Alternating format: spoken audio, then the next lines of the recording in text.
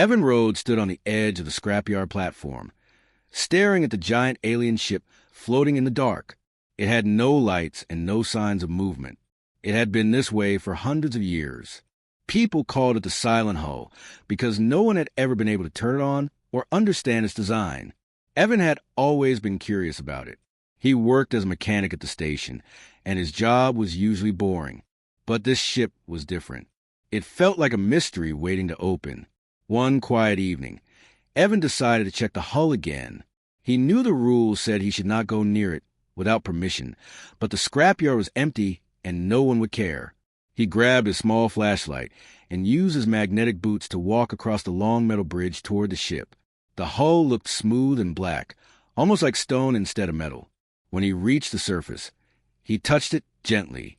It felt colder than usual. Something about it made him uneasy, but he continued moving his hand across it. Suddenly, he felt a small vibration under his fingers. It was soft, like a faint heartbeat. Evan froze and pressed his ear against the hull. The vibration came again, slow and steady.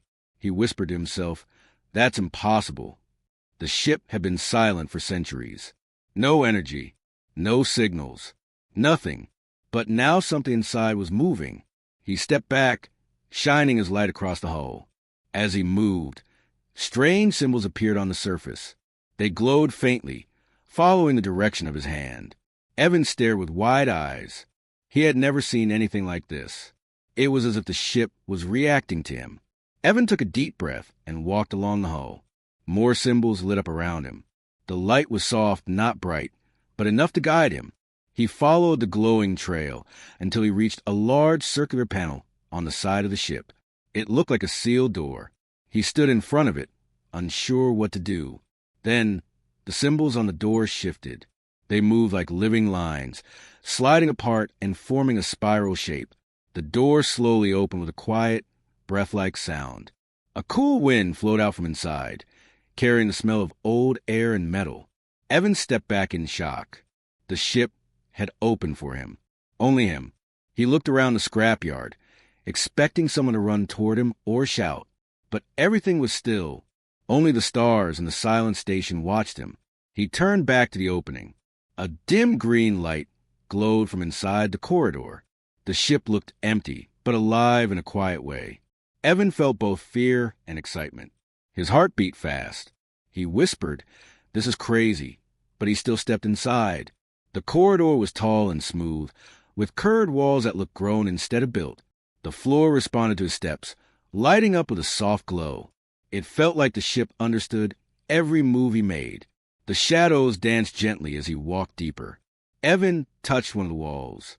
It was warm now, not cold like before. It almost felt like skin, soft and alive. He pulled his hand back quickly, shivering a little. He moved slowly down the hallway, looking at everything with wide, careful eyes. He passed strange patterns on the walls, like alien writing. They were not glowing now, but he could see faint lines under the surface. The deeper he went, the louder the pulse became. It was no longer just a small vibration. It felt like the heartbeat of something waking up from a long sleep. He whispered, "Why now? Why me?" Evan reached a junction where the hallway split in two. The light on the right side flickered gently, like a signal. He hesitated, then followed it. As he walked, the walls began to change color, shifting from green to blue. The air felt warmer, and the pulse grew steady. He didn't understand what any of this meant, but he felt like he was being guided. The ship was leading him somewhere important. After a long walk, he reached a large circular chamber. In the center was a raised platform with strange vines of metal curled around it. They looked like they were sleeping. Evan stepped closer. The moment he did, the vines shook slightly and spread apart. Under them was a glowing sphere, dim but alive. It pulsed in the same rhythm he heard earlier. He stared at it, speechless. It was beautiful and strange, like a tiny star. He stepped back, realizing he had entered something that had been untouched for ages. Something the universe had forgotten. The pulse grew brighter, and the walls of the chamber lit up slowly with soft blue lines. A distant sound echoed through the room, like a sigh after a long rest. Evan felt the floor vibrate gently under his feet. Something inside the ship had awakened, and it had awakened because of him. He knew this was only the beginning. The silent hull was no longer silent. Something wanted his help. Something wanted him here. Evan took a deep breath and looked around the glowing chamber. Whatever happened next, he was part of it now. Evan stood in the glowing chamber, staring at the pulsing sphere in the center. The air felt warmer now, and the walls shimmered with soft blue lines. He could feel the pulse through the floor, like gentle waves moving under his feet. It was strange and beautiful, but it also made him nervous. He had no idea what this sphere was or why it reacted to him. He stepped closer, watching the small cracks of light inside the sphere. It looked weak, like it was struggling to stay alive. Evan reached out slowly, not sure if he should touch it. As his hand came near, the sphere brightened for a moment and released a soft hum. It felt almost like a welcome. Evan pulled his hand back. "Okay, I won't touch you yet," he whispered. Before he could move, a bright flash filled the chamber. He covered his eyes. When he opened them again, a tall, holographic figure stood in front of him. It was made of blue light, with long limbs and a smooth, glowing face with no mouth. Its eyes were calm and soft, like small stars. Evan stepped back quickly. "Who or what are you?" The figure tilted its head slightly. "I am the keeper. I watch over Core." Evan blinked. "Core? You mean that thing?" He pointed at the glowing sphere. "Yes," the keeper said. "The core is the heart of this vessel. It holds memory. It holds life, but it has been fading for a long time." Evan looked at the sphere again. "Why is it waking up now?" The keeper studied him for a moment. "Because you came. Because you carry a spark that the core can recognize." Evan frowned in confusion. "I don't understand. I'm just a mechanic." The keeper's voice echoed softly. "Humans feel deeply. You carry curiosity, fear, hope, and courage. This ship responds to emotion. For centuries, no one with your spark has touched the hull." Evan felt his heart beat faster. "So, the ship woke up because of me?" "Yes, and the core is calling for your help," the keeper said. Evan walked around the sphere slowly, examining it with the same careful eyes he used for old engines. He saw cracks in the structure, dark spots where energy did not flow. It looked damaged, maybe from age or from something worse. He took his small tool bag from his belt. "What exactly do you want me to do?" The keeper raised one glowing hand. The walls lit up, revealing thin lines running from the core to different parts of the ship. These connections are broken. The ship cannot remember its past or understand its present. Without repairs, the core will die, and the ship will fall silent forever. Evan looked at the glowing lines. Some flickered weakly. Some looked completely dead. "You want me to fix alien technology using human tools?" he asked. "Yes," the keeper replied simply. Evan sighed and knelt by the first connection. He opened a panel, expecting to see wires or circuits. Instead, he found something that looked like living threads. They pulsed gently like veins. "Wow," he whispered. "This is different." He carefully lifted one of the threads. It reacted to his touch, glowing brighter. Evan used a small tool to adjust it and reconnect it to a damaged piece. When he finished, the thread pulsed smoothly again. The core glowed a little brighter. The keeper watched silently. "You understand more than you think." Evan moved to the next panel. This one was more damaged. The threads were tangled, and some were broken. He used gentle hands to separate them and connect the pieces again. It took time, but when he finished, another soft hum echoed through the chamber. The core pulsed again, stronger this time. Evan smiled a little. "Okay, maybe I can really do this." He spent hours fixing panel after panel. Each repair made the chamber brighter and warmer. The core looked healthier now, glowing like a small sun. Evan wiped sweat from his forehead and stepped back to look at it. "It looks better," he said. "It is better," the keeper replied. "You are helping the ship remember." Evan was about to speak when he felt a change in the air. A sharp vibration ran through the floor. The blue lines on the walls flickered, but not in a friendly way. A low, heavy sound echoed from somewhere deep inside the ship. Evan turned to the keeper. "What was that?" The keeper's calm eyes dimmed slightly. Another part of the ship has awakened, a part that was meant to protect the core. That doesn't sound bad, Evan said. The Protector does not trust outsiders, the Keeper said. It may not accept you. Evan swallowed hard. And what happens when it doesn't accept someone? The Keeper looked at him with soft, serious eyes. It removes them. The pulse in the chamber changed again, growing faster and heavier, like something big was moving closer. Evan tightened his tool bag and took a slow breath. So, I guess I'm not done yet. No, the Keeper said quietly. Your real test begins now. The glowing core pulsed brightly, and the ship around him seemed to breathe, as if waking from a long sleep. But not all of it had friendly intentions. The path opened like a long silver tunnel, glowing softly as if it remembered sunlight from a different age. Rick stepped inside, moving slowly and watching every shift in the walls. The strange metal reacted to him. It brightened when he walked forward and dimmed when he stopped. It felt like the ship was guiding him, almost asking him to follow. He kept one hand on the wall. It was warm, almost like living skin, and it gave a faint pulse beneath his palm. Rick tried to steady his breathing. He had worked with engines his whole life, but nothing like this. This was not wires and steel. This was something close to alive. As he walked deeper, visions flickered along the walls. They were blurry at first, like shadows trying to form a picture. Rick paused and squinted. Then the shapes became clearer. He saw tall aliens with long arms and glowing eyes. They moved with calm grace, working together on bright consoles. They looked peaceful, almost gentle. The images felt like memories, not recordings. It was as if the ship was remembering its past and letting him see it through its own eyes. Rick whispered, "What happened to you?" The ship's pulse grew stronger, like a slow heartbeat answering him, and the images changed. The peaceful scene broke apart. The aliens were running. Lights were flashing red. Something was shaking the ship. Rick saw an explosion tear through a chamber. He heard, no, felt, a deep cry of fear and sadness. The ship had been attacked, and the crew had died inside these halls. The pictures lasted only moments, but they were enough to make his chest tighten.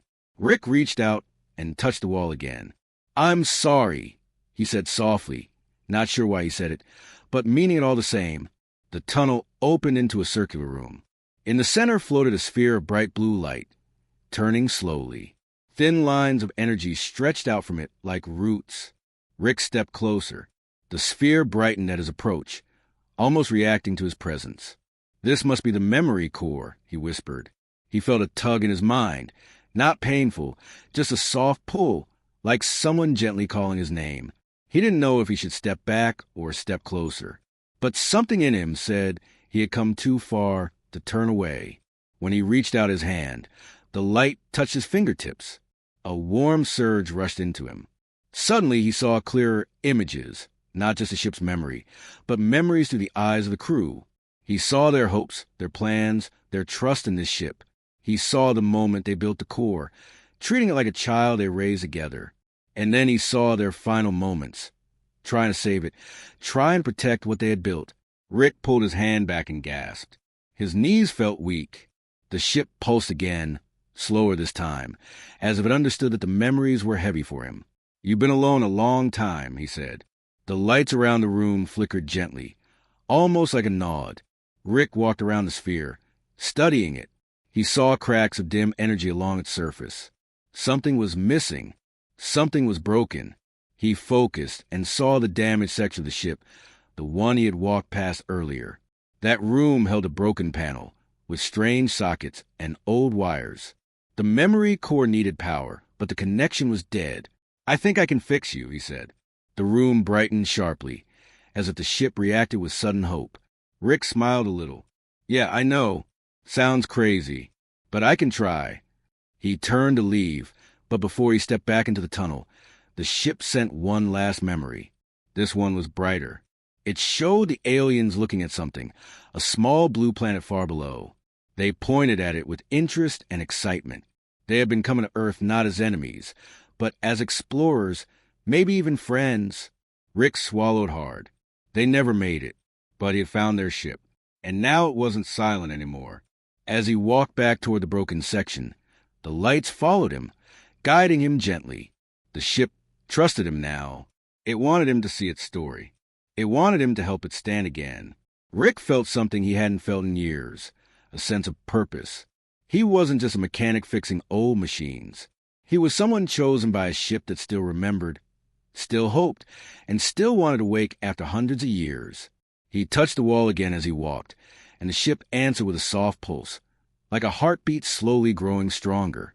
Rick reached the damaged section of the ship, where broken panels hung from the walls and old wires curled like dried vines.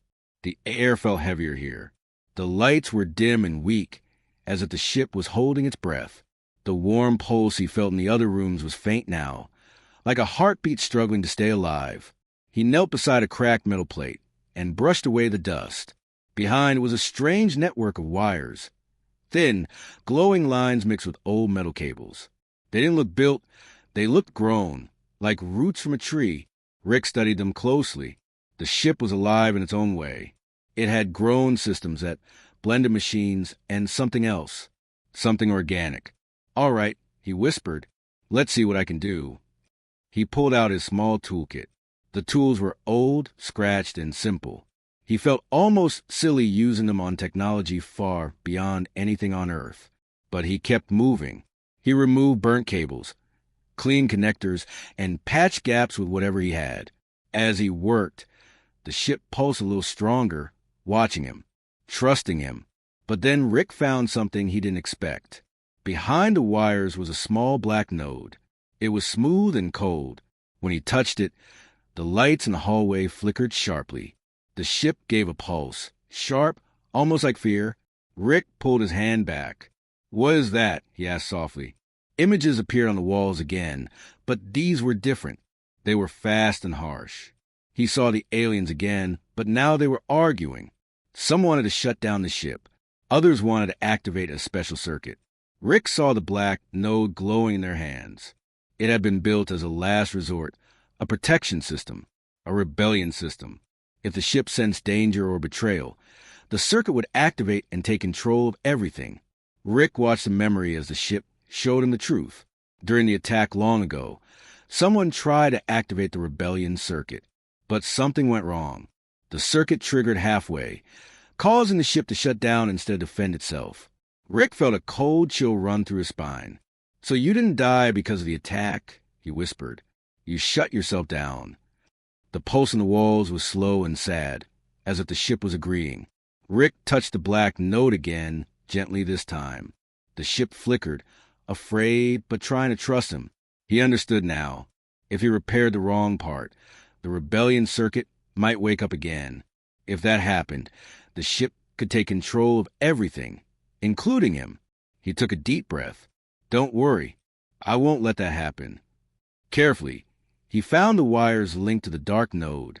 They were tangled with the power lines that connected to the memory core. The aliens had designed it, so the ship could never be fully repaired without dealing with the rebellion circuit first. Rick studied the wires for a long time. Then he smiled. "You're complicated," he said, "but you're smart, and I'm stubborn." He cut a small connection, then rewired a few pieces. He didn't remove the circuit. It was too deeply built, but he changed its path. Instead of waking the rebellion system, the wires would send the power back to the memory core. It was risky, but he trusted his hands, his instincts. When he finished, he stepped back. "Okay, try now." The ship hesitated. The lights flickered. The wires hummed. Then a deep pulse flowed to the hallway. Slow at first, then growing stronger. The lights brightened. The floor vibrated gently. Rick felt the ship waking more fully. But then the black node sparked. Rick jumped back as a burst of energy shot across the panel. A sharp wave rushed through the room. The rebellion circuit was trying to restart, fighting the changes he made. The ship's pulse turned fast and panicked. "Come on," Rick shouted. "Stay with me." He grabbed his tool again, fighting the shaking floor, and jammed it into the side of the node. Sparks flew, and the lights went white for a moment. The pulse grew wild, then slowed and steadied. The shaking stopped. The ship exhaled. Rick felt it, not heard it. The walls glowed with soft light again. The panic was gone. The rebellion circuit was quiet. Rick let out a long breath and sat down on the floor. "You scared me," he said. The lights blinked gently, almost like a shy apology. He stood and wiped sweat from his face. "It's all right. You're safe now." Rick walked back toward the memory core chamber. On the way, the ship lit the path brighter than before, almost warm. It felt grateful. When he entered the chamber, the blue sphere glowed stronger, turning with smooth, steady energy. The cracks of dim light were gone. The memory core was healing. Rick stepped closer. "There we go. You're waking up." The ship pulsed an answer, clear, bright, alive. For the first time since he arrived, Rick felt something powerful. The ship wasn't just waking up. It was choosing him. Rick stood in the center of the ship's main hall, breathing slowly as the lights around him brightened. The walls glowed with soft blue waves, like calm water catching sunlight. The ship felt different now, stronger, awake, and aware. The quiet pulse that once felt weak was now deep and steady, like a heartbeat filled with new life.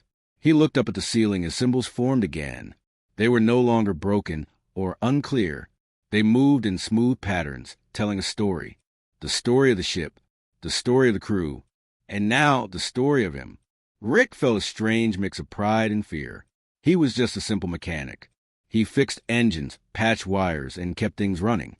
He never thought he would be the one to repair something built by an advanced alien race. But here he was, standing inside a ship that had been silent for hundreds of years, and it was now trusting him. The ship's pulse changed, and a bright circle of light appeared on the floor. Rick stepped into it without hesitation. The lights rose around him like thin curtains, then shifted into images. He saw the aliens again, the crew who once lived here. They looked peaceful now, not afraid. They stood in a circle and placed their hands on the ship's core. The images showed them trusting the ship, caring for it, and working with it. Then the memory shifted to the attack, the fear, and the moment the rebellion circuit triggered and shut everything down. Then the scene changed him. Rick repairing wires. Rick pushing himself even when he was tired. Rick risking his life to stop the rebellion circuit. Rick talking to the ship, calming it like a friend. The images faded, and the walls pulsed again. Rick understood the message. "You're thanking me," he whispered. "But you don't have to. I just did what felt right." The ship responded with a warm pulse that spread from the floor to the ceiling. It felt like a gentle touch on his back. Safe. Respectful. Rick slowly walked toward the main console. The ship lit up the path again, guiding him like always. The console was smooth and glowing. When he touched it, the lights in the hall shifted to a calmer color. A soft voice echoed in the room. It wasn't a human voice. It wasn't a full alien voice either. It was a mix created by the ship, so he could understand. "You restored us," the voice said. "You protected us." Rick blinked. "I didn't know you could speak." "We could not until now. We needed strength. You gave it.